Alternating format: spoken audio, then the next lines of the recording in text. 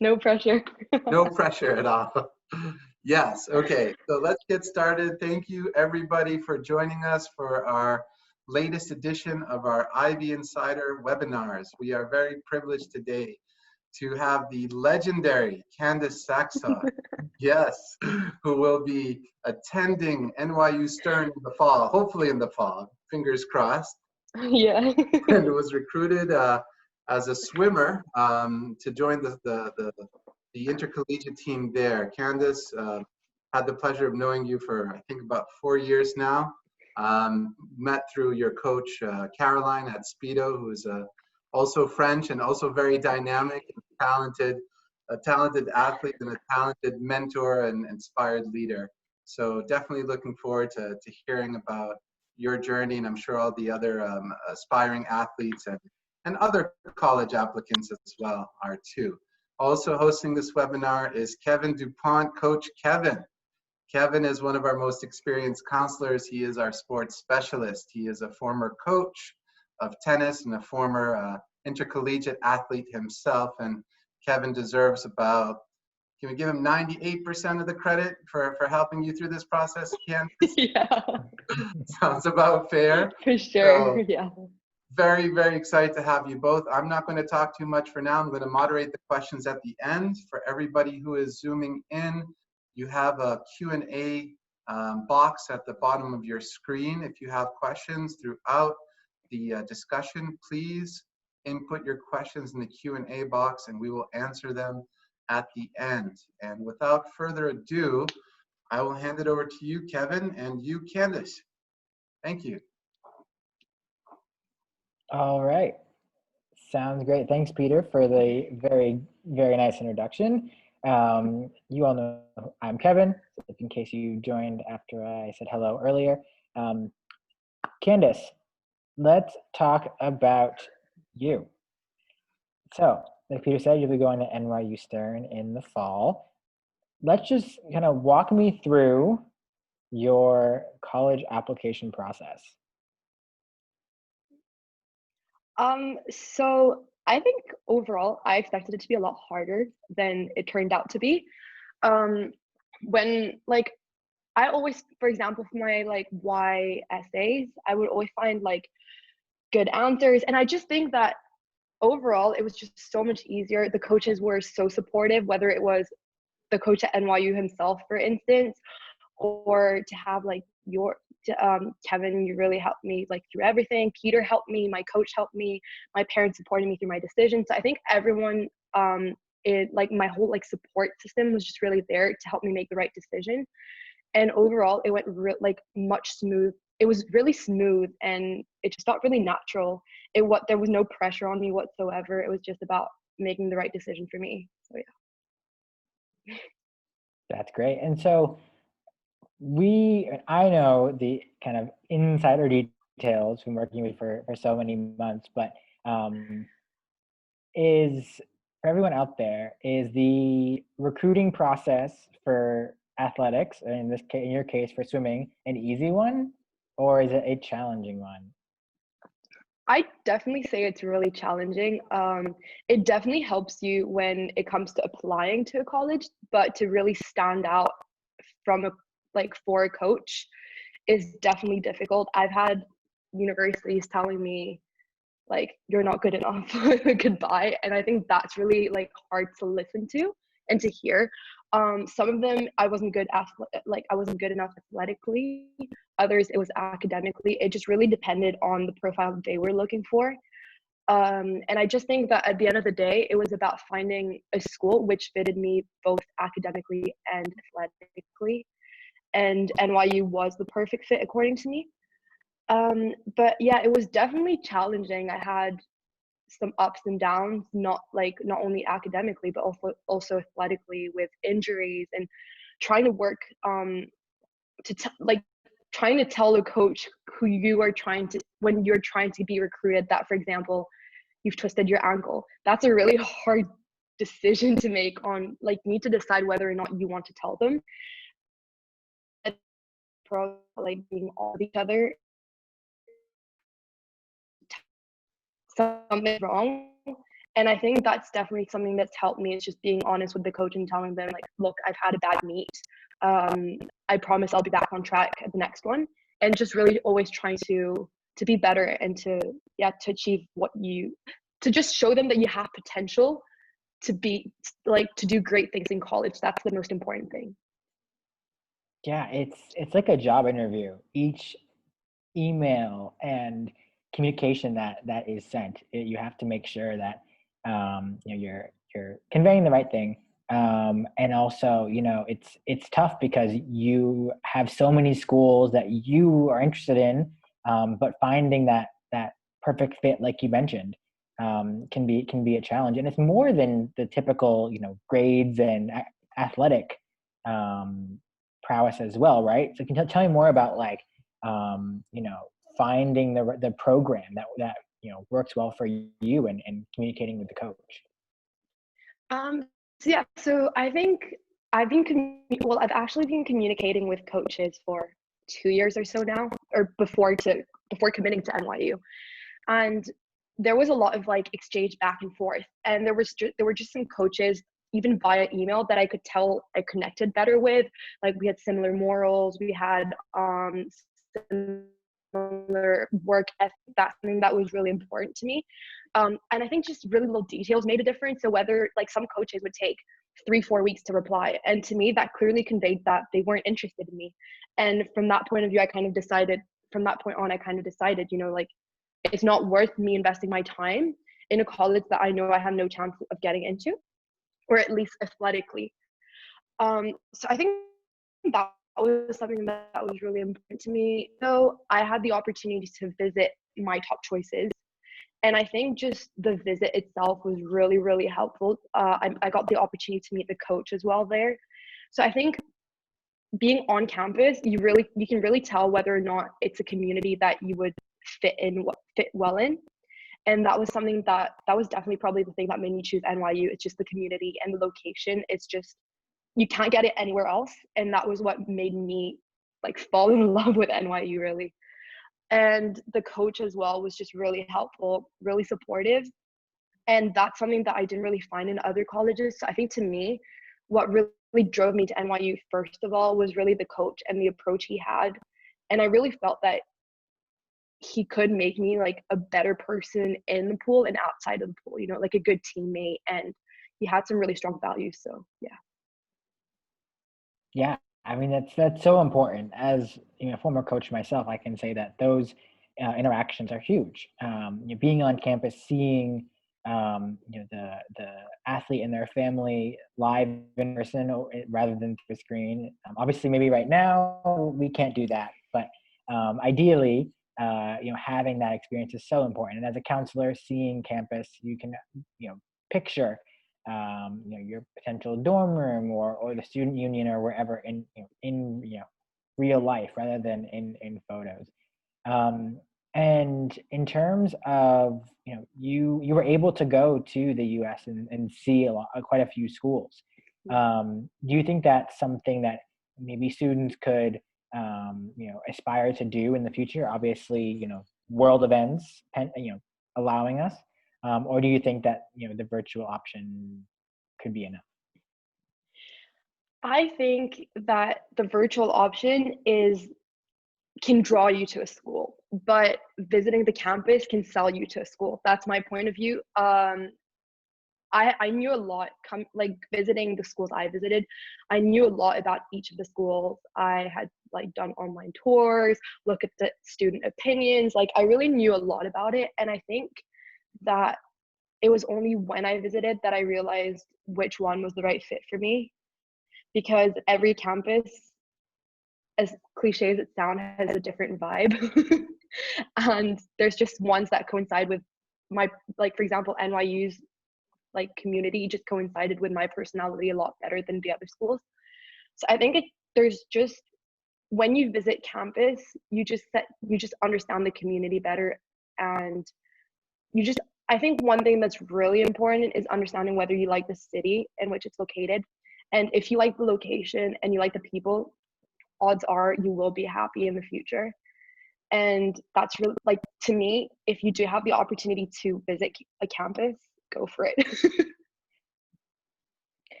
Great. Awesome. Well, thanks for sharing that. And obviously, it's tough to visit campuses right now, given the world's events, but hopefully, that will be resuming shortly. And we can all go see those schools that we aspire to. So, one thing that you also noted was, NYU wasn't the only school that we had worked on. How many schools were you considering at one point? It's there's not just kind of a one track, is there? No, I think the amount of schools you decide to apply to is really up to you. We kind of had narrowed down, the list based on what I'd preferred. But I think that what we did, I personally really liked what we did, as in we kept my options open, and that's something that I don't regret at all. I had different campuses in different regions of the US, and it would have, at the end of the day, I would have had a larger choice, which is great. But I think I applied to 8 schools. I don't know, I think so. I don't know exactly, but something around that. And there isn't just a right answer. There's no fixed answer. It just really depends up to you and what you want. That's just my opinion, I don't regret. I think 8 schools was already a lot, at least from like an athlete's point of view. The fact that you have all those supplement essays and your Common App essays. I remember submitting an application, 5 hours before the deadline. So yeah. Not recommended. Yeah, it was not a good idea. It was not a good idea. And Yeah. I would not recommend it to anyone. But it just really depends on you. And the most important thing is to have like a good time management and to have everything planned out ahead. Yes, absolutely. And so on the note of applications, what is maybe one thing you really enjoyed, one thing maybe you didn't enjoy, and one tip that you would give to all of those who will be applying to colleges in the future? I know you just kind of gave us one insight, maybe one other one. Okay, so I think I really enjoyed clicking send on my application. That is the most satisfying feeling ever. I can promise you that. It's lovely. It's just like you just feel relieved after clicking that send button. So that was definitely the thing I enjoyed the most. The thing I enjoyed the least was I personally also really liked writing some of the essays where I had like good inspiration. But essays where you do not have inspirations are a nightmare to write. And I think that's probably the part that I enjoyed the least. It's like when there's essays that are kind of require out of the box thinking. And that was quite challenging sometimes. So for example, for U Chicago, when there was a prompt where my prompt was how many, like, cats have 9 lives, Pac-Man has 3 lives, and a radioactive isotope has a half-life. What does something imaginary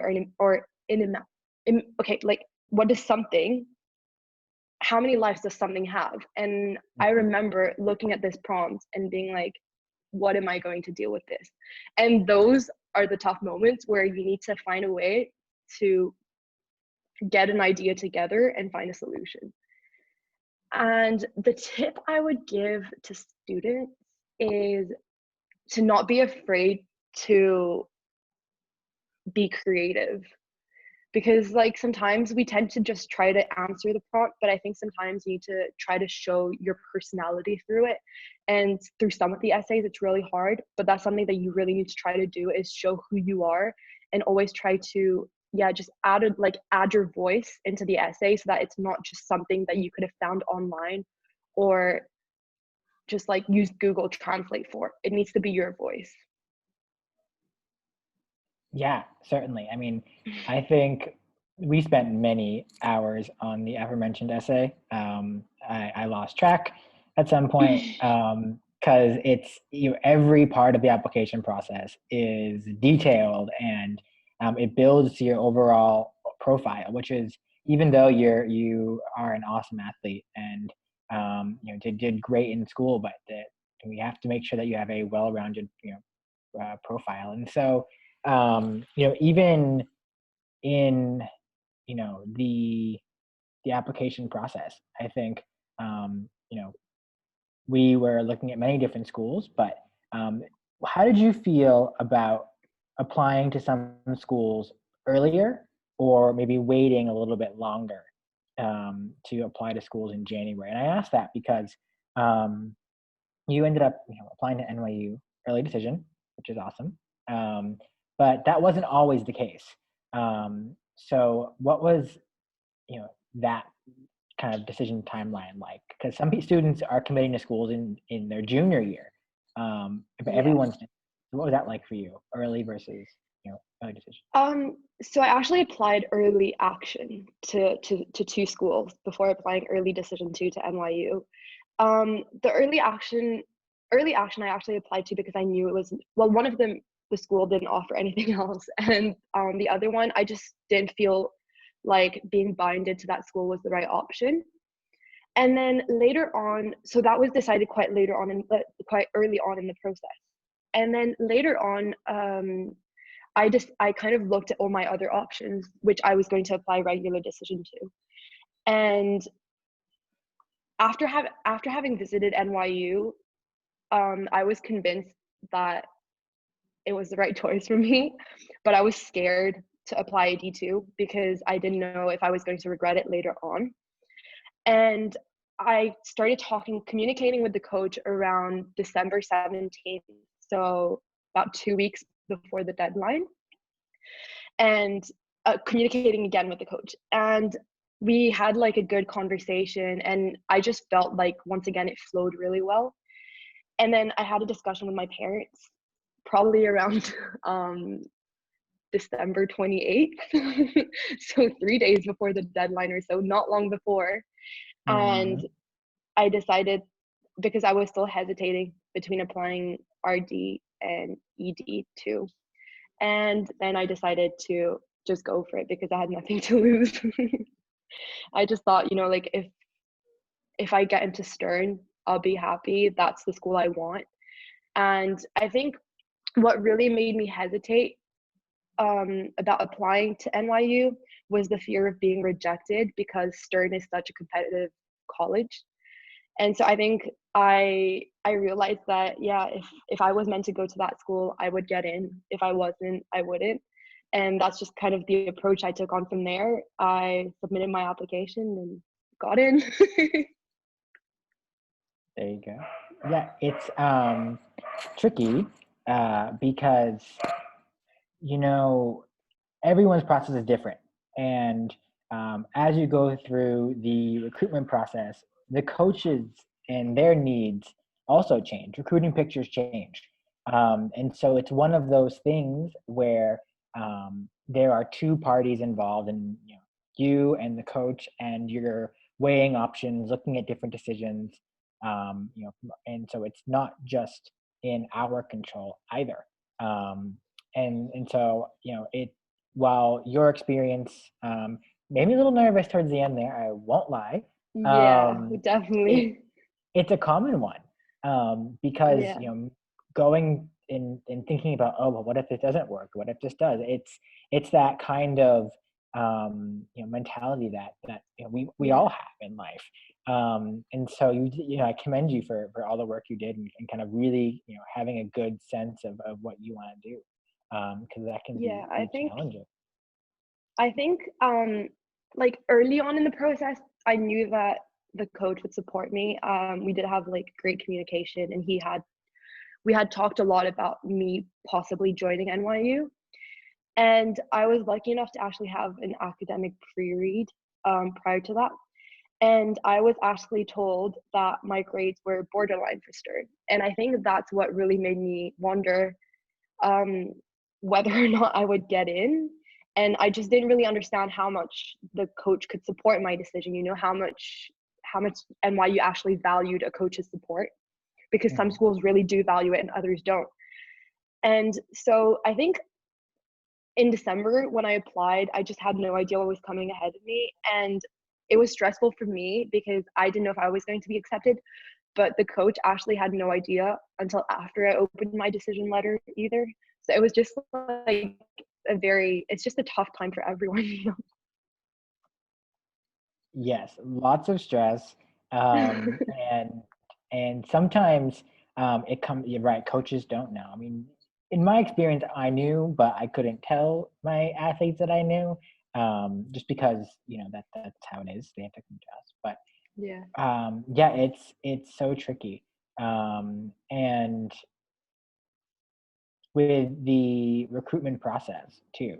Like we were going at it for so long, talking to coaches, and you have to continuously like to maintain those relationships until you're ending up finding the perfect match for you. But one thing that I actually really wanted to ask about the recruiting process is that notion of support, because that's something that might be new for some of our viewers, that term. And so application support, for those who don't know what that is, some schools have varying levels of this, but it is for student athletes who have the academic qualities and abilities through their grades and test scores, and also the athletic abilities to be recruited for that sport team at that university. You can have some help getting in with admissions. Now, it is of varying degrees at different schools, certainly, but for a school like NYU Stern, where Candice is going, she had to have a lot of the academic and athletic abilities to get in. So can you talk more about like that conversation of support and what that is like? Because we had some back and forth on like how do you talk about this? So I think it was probably the most challenging thing to bring up to a coach. Initially, I think it was in August last year, I had a conversation with him about it where NYU was one of my top choice schools, so I did let him know. And he told me that he would be willing to support my decision, my application, and that I was one of his top recruits. And then for I'd say a couple of weeks, I didn't communicate with him. And then I actually saw I actually saw how many students got accepted ED1 into NYU. And that was definitely something that made me question whether I still could have a spot on the team. And from that point onwards, there was a lot of doubt in my mind. I didn't really know what to do. And I think the most I had to message the coach, tell him that I had to be honest and tell him that I was worried that I saw that a lot of kids were being accepted. And I wondered if I actually had to state whether like the words will you support my application because I did try to convey it in other ways, but he did not want to explicitly say it. So I have to be explicit about what I needed for him to explicitly tell me I will support your application. And I think that to know that definitely sold me on NYU for sure. But one thing that's really important is to not be afraid to ask them, but it's also important to know when to ask them, because if you ask them too early on, it might scare them or they might not be sure. So I think it's just about finding the right timing and finding an appropriate way to bring it up. Yeah, I mean we crafted emails and discussed about conversation topics quite a bit, and Yeah. so it's definitely one of those things that's delicate. But I feel like there were a lot of lessons learned throughout your recruiting process that will transcend beyond swimming, that you'll have for the rest of your professional and academic career. Yeah. So on we talked a lot about swimming, so let's talk about actually Dubai, because a lot of what prepared you for NYU and Stern came from Dubai. So can you tell us kind of a little more about your swim squad, and also your school? Yeah, so I swim for Speedo. I think like we have a French coach called Caroline, and I think the team's just been really, really supportive. The recruiting process for me was definitely a roller coaster. There were a lot of downs and a lot of ups. It was just you just never knew like where it would go. And I think to have my coach always support me when I was really, really down was definitely something that helped me. I think even just not necessarily only through the recruiting process, but also through my swimming career in general. She just really pushed me all the time. And there were moments where I did have quite like intense injuries. And I think if it weren't for her, I would have probably stopped swimming. But Mm. I'm really glad that I continued because it definitely helped me achieve my dreams, of going to college in the US and attending like a really, really good institution. And also my school's just been, so I go to the Dubai International Academy. And my school's just always been really supportive. Whenever, for example, I would have elite nationals in April or in November, they would always give me an excused absence week where they would send me my work or I could catch up later on so that I could go to nationals because they knew that at the end of the day, what could get me into college was those competitions. So I think they've just really been extremely supportive as well throughout the whole process as well. So I've just had a really good support system, and my parents have always been there to help me, but also to push me. They were the ones to be like, Candice, apply to Stern. So I did, and now it's like the best decision I've made. But yeah. Yeah, and you had a great batch of supporters and cheerleaders. Me in the in my office as well. We had a lot of great conversations about this. But the you had such a great network, but not everyone has that. And so for those listening or who are watching, maybe wherever in the world is. Candice had a great support network, and sometimes it's not always available for everyone, for whatever means that is, and that's okay too. The important thing is really looking at the um, your own pathway and what you want to achieve and how you can get there. There's always a way in some way. But Candice is one really awesome one, and I think one lesson we learned is really having these discussions about what we need to move forward with our goals is Yeah. so important. And that we will find support from a lot of different places. Yeah. Which is, Like I remember walking into your office and just getting out what I need, and just that was enough. yep. We would have many chats just about everything going on left and Yeah. right. That's just the most And important though, because like I think when you're surrounded by the right people, you'll make the right decisions. And so like if my parents hadn't been there, if you hadn't been there, if Peter hadn't been there, if everyone hadn't been there, I don't think I would have applied to like Stern, or I don't know where I would have gone. So I think just like to have everyone, like I knew that everyone would support my decision no matter what. And I think that that's something that's really important, like to have everyone supporting your decision. yeah, that's so great. So thanks for the kind words. Oh, get all the feels over here. And so, the other thing I actually wanted to mention is for those athletes out there who are thinking about competing in college, but perhaps aren't sure of their pathway, or maybe like, well, I might be good enough, but I don't know, and it's hard to really kind of um, have an idea of all the different like divisions and things like that. What would you say to them? Someone who maybe is like, I think I want to compete in college, but I'm not sure. I think it just really depends on your goals. So I was in between. I wanted a school that was strong academically, and I knew that like a lot of strong academically like academically strong schools are in Division 3, but that there was also some like top Ivy Leagues in Division 1. So I kind of reached out to I reached out to the Ivy Leagues and mostly Division 3 schools. And I think from there on, the decision I made was to focus on Division 3 schools, because I knew that Division 1 is so competitive that I wouldn't have the level to compete that much. But in Division 3, I would for sure have a lot more fun.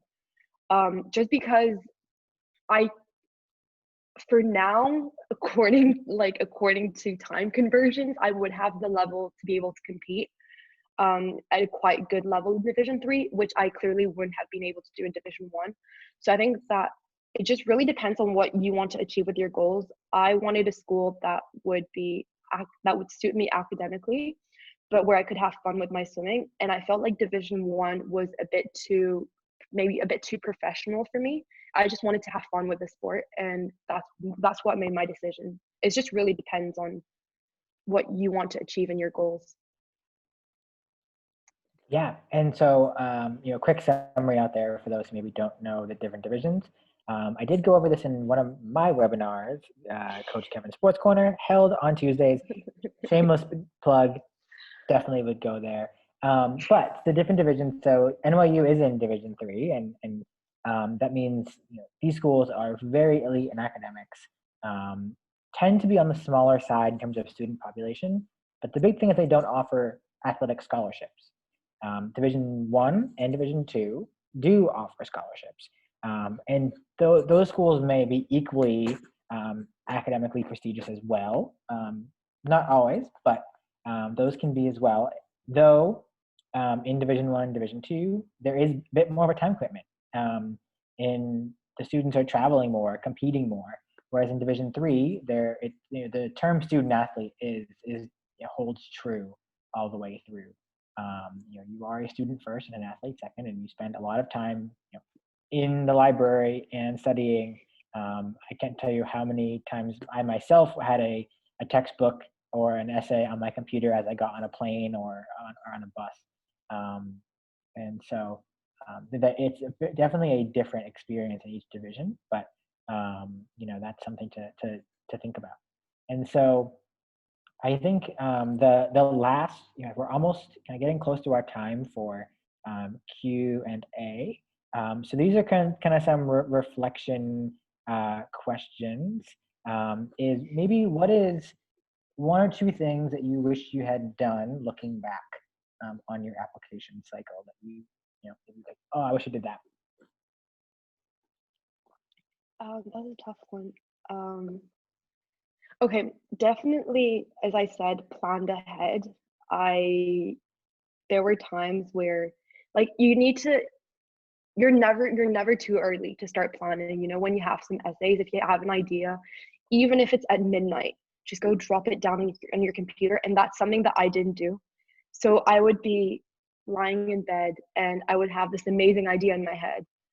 And then I wouldn't drop it down on a piece of paper. And then the next day it was all gone.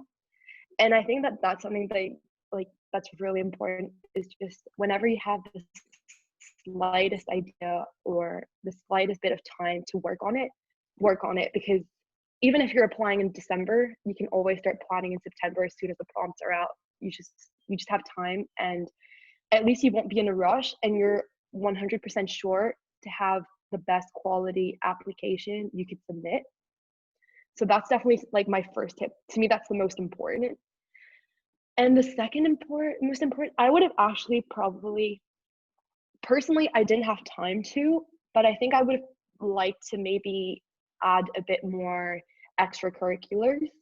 And so things like volunteering and things like that, because they are, as an athlete, you think that having swimming is sufficient, but it's really not. You need a lot more things on your application. You need the leadership, you need the community service, you need everything. And that's something that we think that the swimming or whatever sport you'll be doing will make up for everything, but it won't. If you're applying, at least if you're applying to a Division 3 school, you need everything on your application, and swimming is just the thing that's going to push your application from the number 2 spot to the number 1. So that's just that would be my tip, and that's actually something I would have liked to do, is just being able to do some community service, because it makes a big difference. And when I look at, I've had friends from school, another friend from school who got into Stern actually, creating his own company, and that really shows like initiative, and that's something that they really like to see. But as a student athlete, I didn't have time because I didn't plan ahead. So it's just about like tying the two things together, you know. Yeah, and well, and I agree with you on a lot of those things.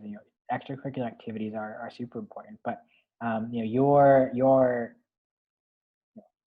you swim. That's your one of your really Yeah, big things. And so that is viewed by admissions, as someone who worked in admissions himself, is that it is viewed as that is an extracurricular activity. It's not just viewed as, yeah. oh, okay, she swims, but what else is there? It's understood that that is your big thing, and you're so good at that. No, no, for sure. I just meant Having that like you need to show us like a range of skills. I wish I could have showed a Right. greater range of skills. Yeah, and so definitely, I think you did have a couple, so I won't I'll give you that. We had a few things on there that you were working towards, and so but definitely having a couple of those is helpful, especially with the schools that you applied to. You're applying to the best schools in the country, if not the world, for what you Yeah. want to do.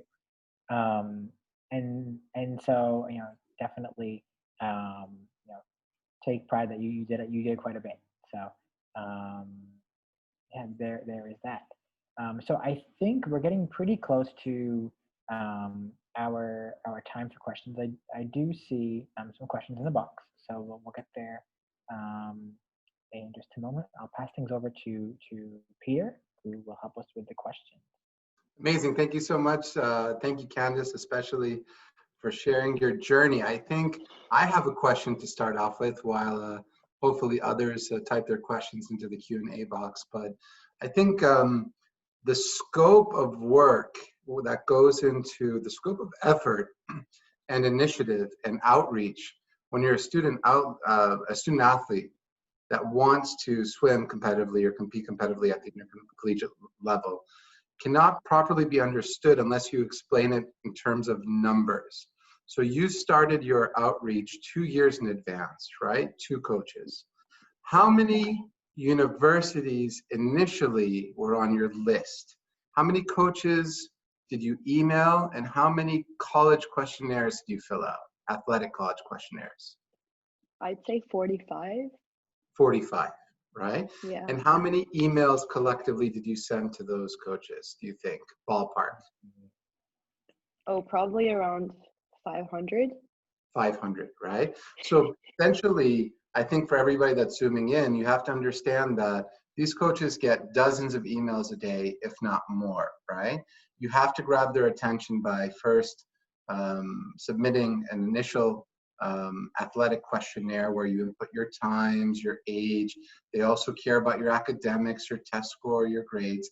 And then if they're interested, they will respond, because they won't respond to the vast majority of inquiries that they receive.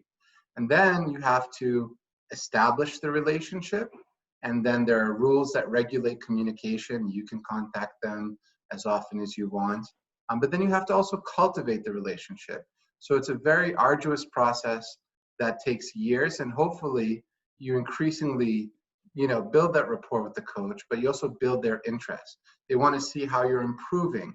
So for you, every time you had a meet, right, or a particularly important competition, the first thing you do is, hey coach, how are you? I just wanted to let you know these were my times. I had a PB, right, in this distance and this stroke.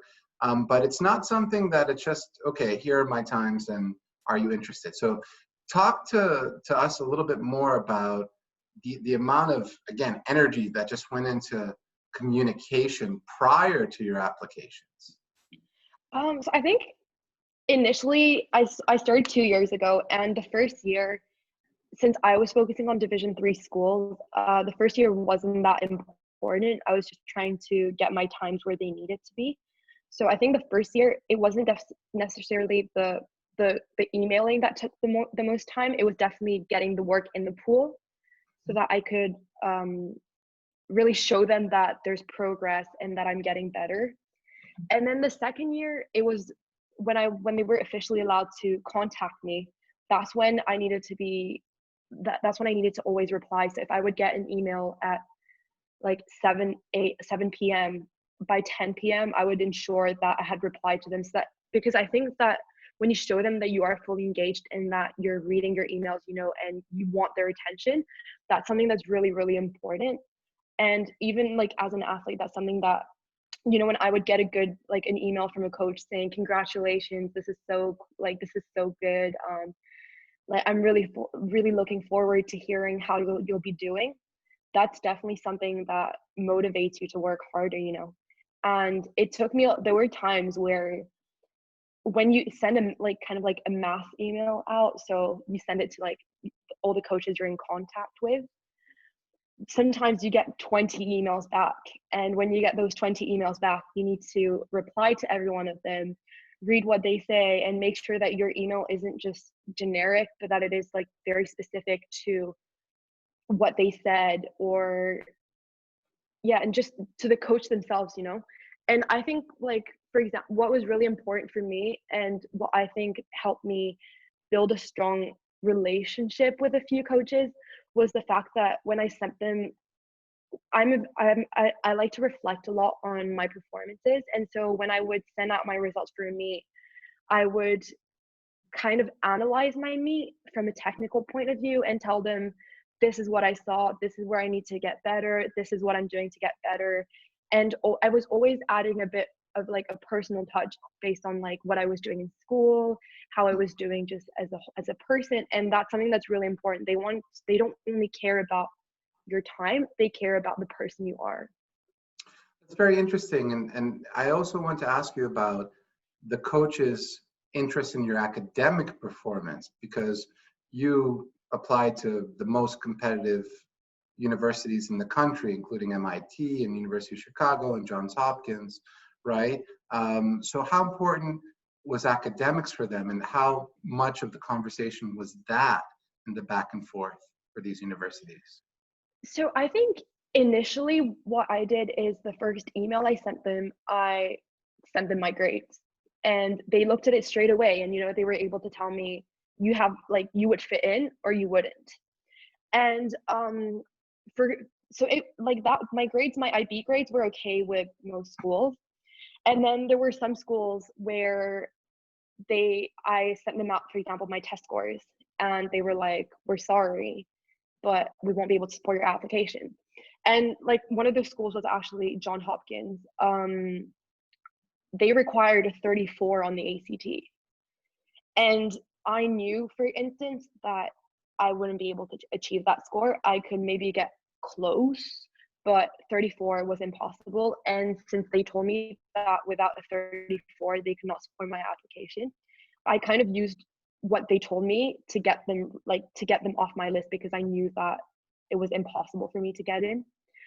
I do think that it, like, academics started playing a really important role after April last year, where they really started to decide who they were going to try to recruit or not, and academic pre-reads could start. That's when really they started emphasizing, like, you need to have your grades as high as you can so that we can try to recruit you. And even I think just throughout the whole process, they were just always asking, like, when you have a report, just send it over. And then from there on, they would always look at it and be like, good work, keep up the grades, or sorry, your grades don't look good enough, goodbye, basically. I have one more question for you, Candice, and actually one for you, Kevin, before we get to the guest questions. Candice, I think Johns Hopkins was not the only university to give you extremely clear guidelines in terms of standardized testing. So there were others as well. Yeah.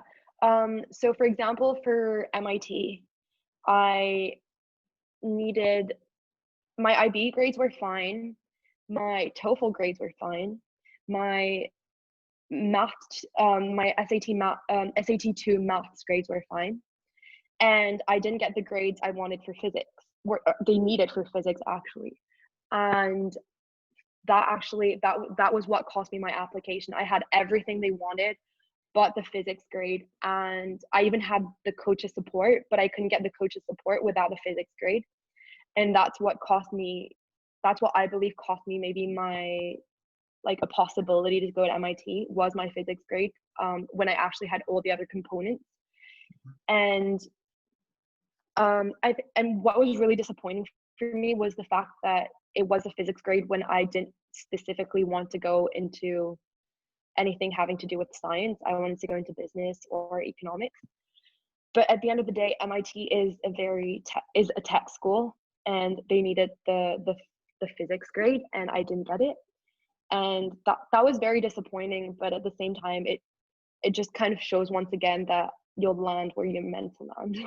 Absolutely, and it's very interesting too that for this upcoming application cycle, MIT has eliminated the SAT-2 requirements, and they will not even look at SAT-2s if you submit them for the first time in their history, essentially, or recent history.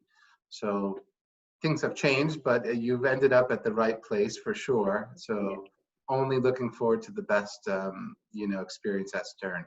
Kevin, quick question for you, because you are also a Division III tennis player. You went through a very similar process that Candice did. How did it differ for you personally than from Candice or any other international student?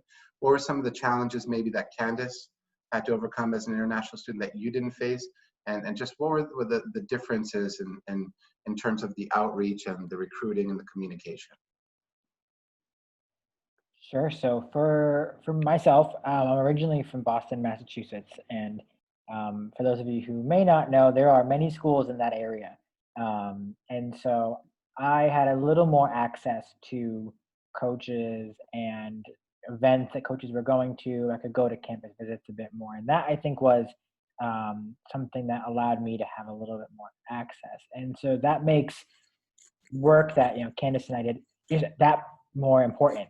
Is when we do have to really put in that effort as international students.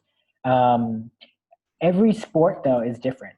And every person's recruiting process is inherently different from another. Candice's was she did very well. We're so proud of her. But the person who comes in the door behind Candice will have a very different one from whatever sport that they are participating in. So as a tennis player, for me, even though I went to a tennis academy in the United States, I had a lot of different options, and it became a challenge because you're trying to face all these different results, but coaches are trying to get in touch with you, and but I was right there. I was a little bit easier to get in touch with them. So I think everyone's inherently different, and for me, I had my school list limited because I was I only had certain results. Candice, had hers limited because of whatever reason that may be. So I think there are definitely differences there. I think in the States, it's easier, obviously, for the universities. The university coaches have connections with the high school coaches, particularly in the same region. There's a pipeline, right? I remember at my high school, there was a football player who was recruited by Yale, and he went to play for Yale. And there was a field hockey player that also ended up at Yale. And the coaches had established over decades of, kind of friendship and familiarity, communication with these coaches, where they could call the coach and say, tell me really what kind of player is this, right, compared to her peers or his peers. And it's easy to get that kind of exposure because then the coaches are locally based and they can see the players play if they want to, the university coaches. With Candice, obviously you being a swimmer, Candice, what matters are the times in a sanctioned event, right? The times are going to grab the attention of the coaches. It's not like as much as tennis where they want to see you play in technique.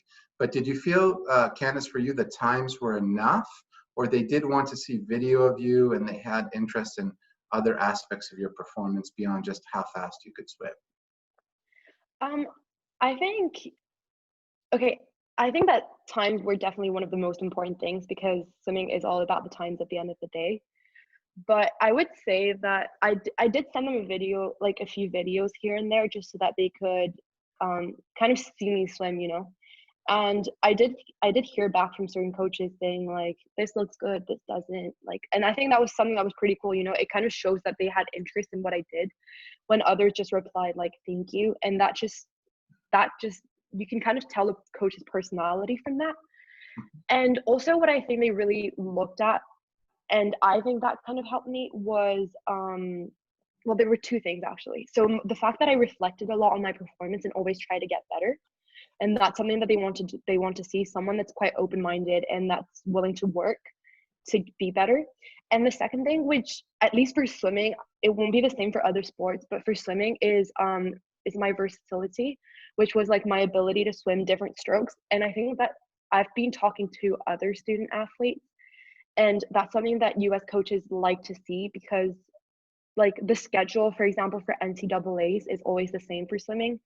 So they need to find, sometimes like two of your best events might fit on the same day. So they need to try to find another event for you to swim. And when you have a range of events that you can swim, that looks good for coaches, and that shows that they can kind of fill in their spaces with you, and that's something that I think played to my advantage. Amazing. Very good. We have a couple of questions now we'd like to answer from anonymous attendees.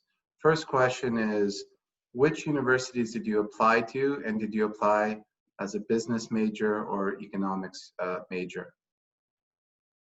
Should I list all of them?